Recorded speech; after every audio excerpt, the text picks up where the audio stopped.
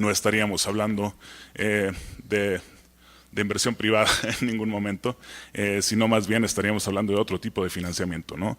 Entonces, me quedaban un par de minutos, solo voy a pasar rápidamente por algunos de ellos, algunas formas de conseguir inversión, digamos, para actores del sector privado que están involucrados en actividades que comparten los objetivos red, digamos, por decirlo de alguna forma, sistemas agroforestales, sistemas silvopastoriles, pueden ir, pedir un préstamo al banco, y luego ellos venderían sus commodities a compradores. Pero si no hay ese vínculo directo entre fuentes de inversión y posibles fuentes de ingreso, no va a haber ninguna especie de financiamiento privado. Y los invito a leer luego con más detalle esta diapositiva, y si tienen alguna pregunta, aquí voy a estar todo el día. Siguiente. Siguiente, por favor. Arquitectura financiera para red. Esto responde también un poco a lo que decía, pero desde una perspectiva también pública. Existe este financiamiento basado en no resultados, que sería una inversión ex ante, y en este lado un financiamiento basado en resultados ex post. Tenemos ahí varias de las fuentes. Por favor, más, por favor. Todo.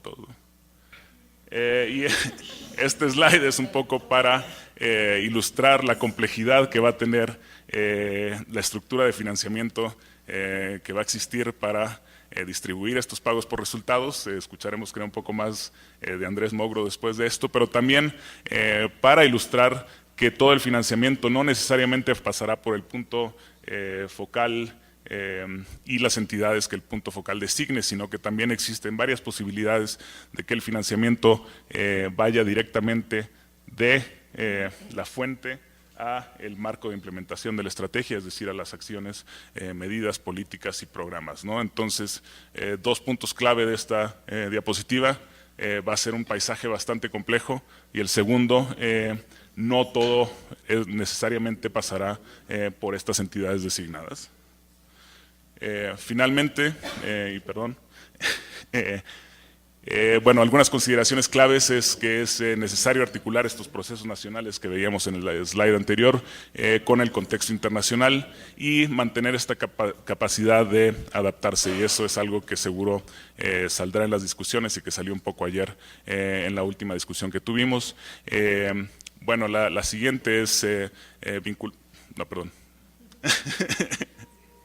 El siguiente consideración final es que va a haber diferentes actividades y estas se van a adaptar a un tipo de financiamiento específico, ¿no? Entonces hay que identificar la forma de vincular este tipo de actividades, bueno, medidas y acciones con el mecanismo financiero adecuado.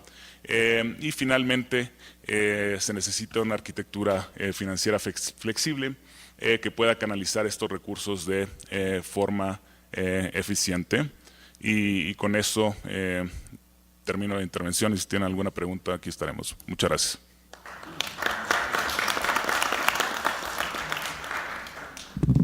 Muchísimas gracias por esa excelente presentación, por poner sobre la mesa varias consideraciones. Y cuando hablamos del financiamiento, importantísimo tomar en cuenta no solamente el financiamiento internacional, sino también el doméstico y también aquel del sector privado. Entonces, quiero invitar a Andrés Mogro para que nos acompañe con una presentación, y la palabra es tuya. ¿Tú quieres hablar desde allá o quieres venir acá? Ya, dale.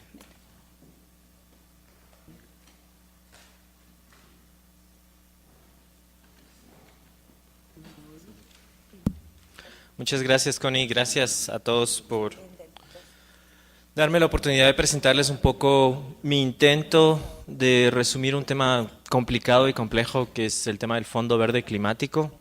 He estado trabajando en los temas del Fondo Verde el último año y las discusiones se han avanzado, digamos, pero tratarlas específicamente desde el punto de vista de red es útil para tener una idea de cómo podrían acceder a los pagos por resultados específicamente desde el Fondo Verde y desde esta fuente multilateral que debería pasar por nuestras autoridades nacionales designadas, o al menos por nuestros canales gubernamentales.